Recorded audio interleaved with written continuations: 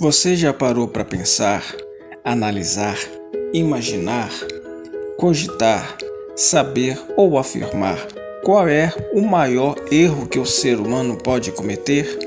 Qual é o maior equívoco, besteira ou burrice que o homem pode cometer em toda a sua vida?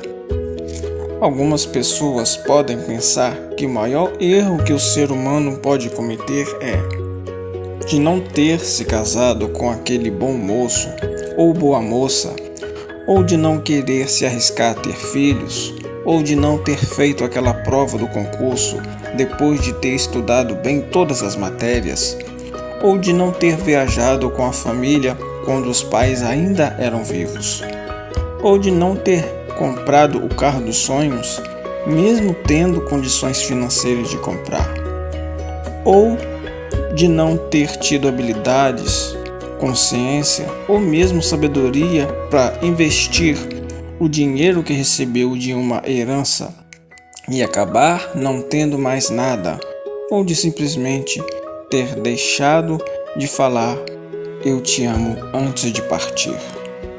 Outras pessoas podem também pensar que o maior erro que o ser humano pode cometer em toda a sua vida é de ter dirigido alcoolizado e ter tirado a vida de alguém, ou de ter entrado no mundo das drogas e não conseguir mais sair, ou de ser um traficante de drogas, ou por conta de um momento de ira ter tirado a vida de alguém por conta de briga e discussão no trânsito, de ser um pedófilo ou um estuprador. Outras acham que o maior erro que o ser humano pode cometer em toda a sua vida é o adolescente fazer a mãe de empregada, ou o esposo fazendo empregada a sua própria esposa, ou até mesmo agredi-la, ou fazer o esposo de capacho, ou até mesmo tirar a vida do cônjuge ou do companheiro por conta de ciúme doentio, ou de ter votado em algum candidato e se arrepender, ou de ter ou não ter tomado vacina contra o coronavírus. Na verdade, esses e muitos outros tipos de exemplos de erros que as pessoas podem achar ou pensar não é o maior erro, equívoco, besteira ou burrice que o homem pode cometer. O maior erro cometido pelo ser humano é querer governar sua própria vida. O maior erro das pessoas é viver toda a sua vida sem Jesus Cristo. Em outras palavras, é viver achando que vai viver para sempre, fazendo o que der na cabeça, sem entregar a sua vida ou o governo da sua vida nas mãos do Criador. É sempre achar que tem que ser feliz nessa vida a todo custo. E assim, as pessoas se entregam em seus sentimentos e passa toda a sua vida se entregando e enganando uns aos outros. As pessoas falam para as outras seguir o seu coração, mas em Jeremias 16:9 diz: enganoso é o coração, mais do que todas as coisas, e desesperadamente corrupto. Quem o conhecerá? E em Mateus 15:19 diz: porque do coração procedem maus desígnios, homicídios, adultérios, prostituição, furtos, falsos testemunhos e blasfêmias. E isso foi dito pelo próprio Jesus. Portanto, só tem uma maneira de não cometer esse erro: é entregando o governo de nossas vidas nas mãos de Deus, se arrependendo dos nossos pecados, deixando de ser independentes para ser dependentes de Deus, negando nossas próprias vontades e desejos. No livro de Marcos 8:34 ao 38, o próprio Jesus fala como o discípulo dele deve levar sua própria vida, levando-a na cruz.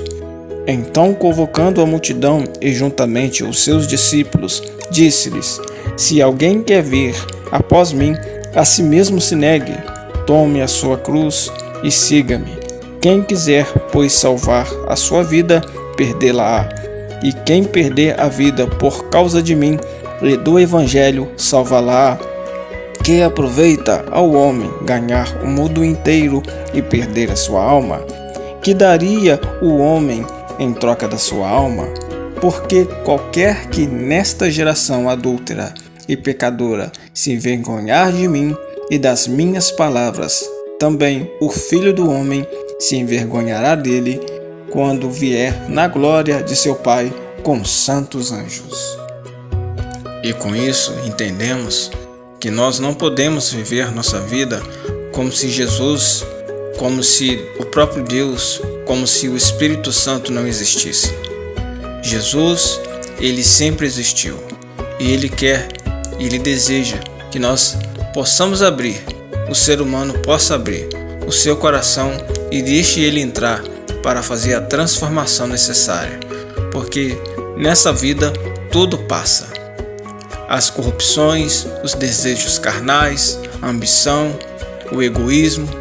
Então, não tem outra maneira de nós sermos verdadeiramente felizes e alegres, a não ser entregando o governo de nossas vidas na mão daquele que tudo criou, na mão daquele que morreu na cruz do Calvário e está aqui, através do Espírito Santo, para nos consolar, para nos direcionar e, principalmente, trazer a revelação da pessoa de Jesus na profundidade. E então, não tem outra maneira de nós vivermos nossa vida com alegria a não ser entregando o governo de nossas vidas nas mãos do Senhor. Porque naquele grande dia, Ele vai ver aquele que realmente serviu a Ele em espírito e em verdade e aqueles que não quiseram conhecer, que não quiseram obedecer ou simplesmente viver nas suas vidas como se não existisse o Senhor, como se não houvesse amanhã.